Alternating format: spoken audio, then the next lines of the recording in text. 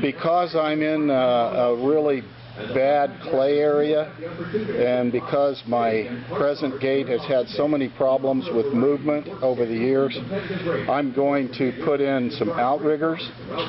These are around 4 foot long, and I'm going to place them in the ground about 1.5 foot to 2 feet down. Probably 1.5 feet deep enough, and they basically stabilize the gate, the post, so to make sure that the post never moves once it's placed. In this clay soil, it's not when it's hard that it's a problem, but once it gets really liquid, it'll move on you. And if you just got a post sticking in the ground, I've talked to some people, they get a 9-foot gate and a kid on it, and he's riding it and things, and that gate will move. So I decided, well, my grandkids like to ride the gates too. So once I get the power gates on there, I want to make sure that I've got some outriggers on there so that these things never do move. So I put lots of extra metal and everything else, so I'm going to make sure that this foundation's really strong too. So basically I'm putting a 90-degree angle on this one, and then I'm going to place the gate post on it, and then I'm going to set it in the ground after I do that. Some other people show that you should place the post in and then put the outriggers on it. I decided to go this way because these things are super heavy, and I want to make sure this is really heavy angle iron, probably 3/8 angle iron that I cut. Real heavy stuff that I got from a scrapyard. Again, I go down to the scrapyard, get the stuff. No point in spending top dollar for stuff that's going in the ground. This is another little tip. To have a roller and a paintbrush. Spray painting is really nice, probably a lot quicker, but you get a lot of overspray, and in the building we can't have overspray, so we don't have a booth. So we're just doing using a roller. Now, we saw this technique on YouTube, so it's not really our idea, but certainly works good.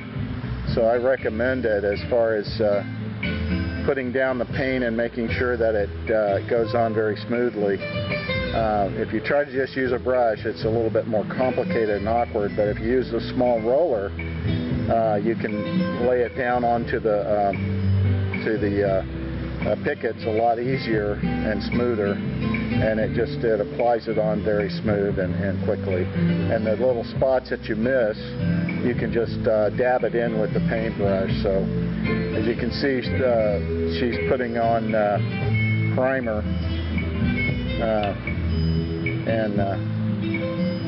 It goes down pretty quick. You just have to bring your patience with this. Take your time, bring your patience, and work through all the little nooks and crannies on the gate. And there are many of those. This is becoming the true confessions of an auto mechanic doing a gate. I use my engine puller to lift my metal post onto my outriggers. Basically, I put a clamp at the top. I'll kind of go up here and show you real quick.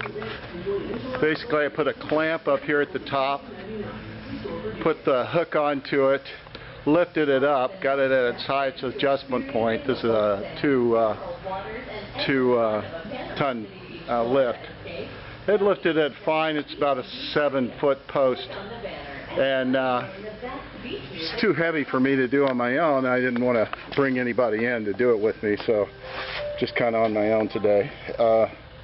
Then I just put some clamps here, clamped it here on the bottom, clamped it here on the bottom and over there, and to get the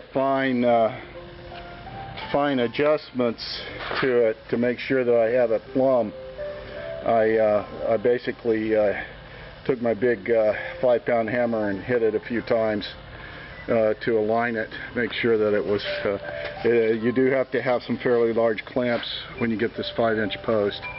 Most people will be using a 4-inch, but I like this 5-inch because this is going to be a big gate.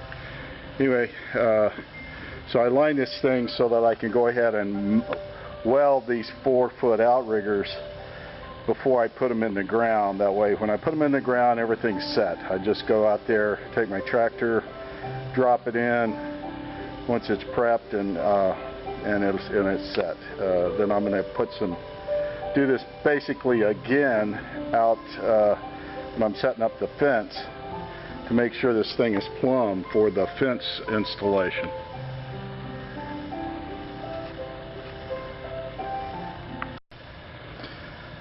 It's critical to make sure that you're centered for your and that you're at the right height. And when you put outriggers on, to make sure that you have that you're labeled and that you've got your outriggers set so that they're supporting the gate in their 2 positions, in the closed and open position. Also, you've got to make sure that your gate is going to have that they're exactly parallel to your beam, and that they're exactly centered on the beam, because that is just a critical measurement for the gate to open and close because you're going to use the beam as your centering when you're out there in the field. So everything has to be lined up perfectly. It has to be set perfectly so that the weight on each hinge is set. Anyway, I fool around with this thing for quite a while, making sure I had it right. Just use clamps here. I'm going to tack them in a minute to make sure they're right. If I set these on here, just to kind of show you, they look like this.